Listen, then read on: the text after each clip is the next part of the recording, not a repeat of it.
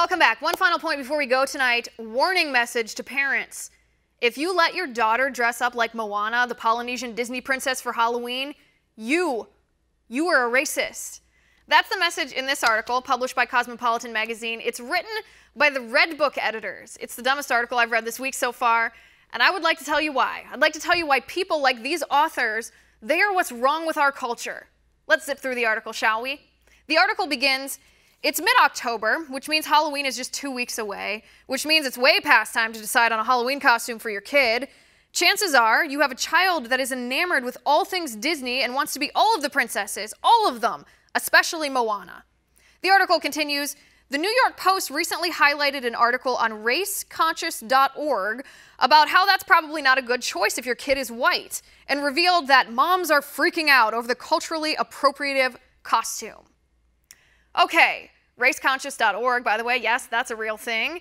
And their website claims on their About Us page that each post on the blog models conversations that are transparent, concrete, and non-judgmental. Many of these conversations, they say, are geared specifically towards white people, but the strategies discussed may be helpful for all.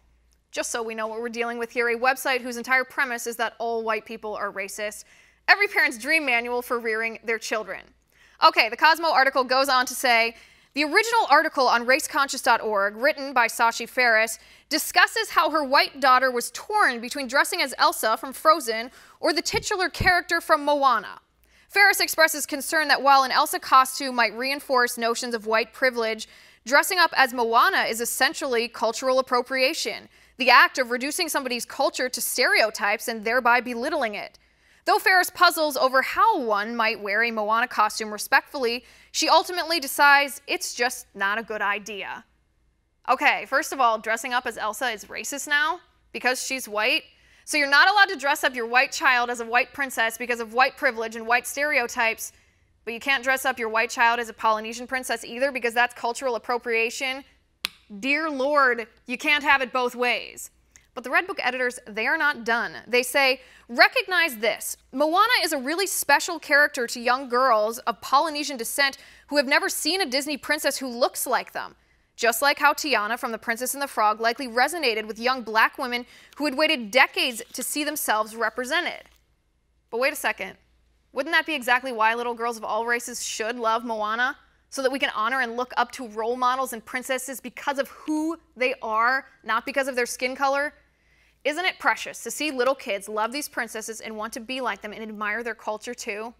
The authors here are making a huge logical error. Nobody's belittling Polynesian culture. If wearing the costume demeans the culture, then so does the movie. But of course it doesn't. They keep going. White girls, they say, have plenty of princesses to choose from.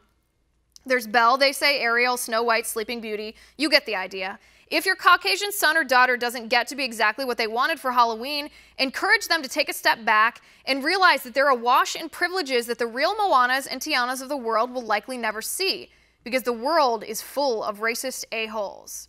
Ah ha ha ha ha. And now we get to the real point of the article, hatred of Donald Trump. And those a-holes, they say, are becoming even more empowered. Our president, they say, is a hate group apologist who tries to ban refugees from seeking asylum in our country simply because of their faith. Meanwhile, black Americans continue to be killed by police and anti-Semitic voices feel louder and more powerful than they have in decades. And there we have it. These virtue-signaling hypocrites don't care about respecting culture. They're just using culture as a tool to hack Donald Trump. Lame. Thank goodness they're almost done. They finish by saying, to clarify, no one is telling you to ban your child from belting out Moana songs in your living room. They're good songs. Moana is a powerful, phenomenal Disney heroine who relies on more than just her CGI perfection to save the day. No, they're not telling you that your kid can't sing Moana songs yet. But don't worry, soon that is exactly what they'll be telling you. Because really, how is that any different? If you're singing the song, you're pretending to be the girl. If you're dressing up like her, you're pretending to be the girl. And both are positive things, celebrating the culture of the Polynesian princess, and these Red Book editors are just a bunch of race-baiting dimwits. And that is my final point. You can reach me on Twitter at Liz_Wheeler. If you like the show, please send me an email at oann.com/contact. In the meantime, catch us here tomorrow at 9 p.m. Eastern. And until then, have a good night.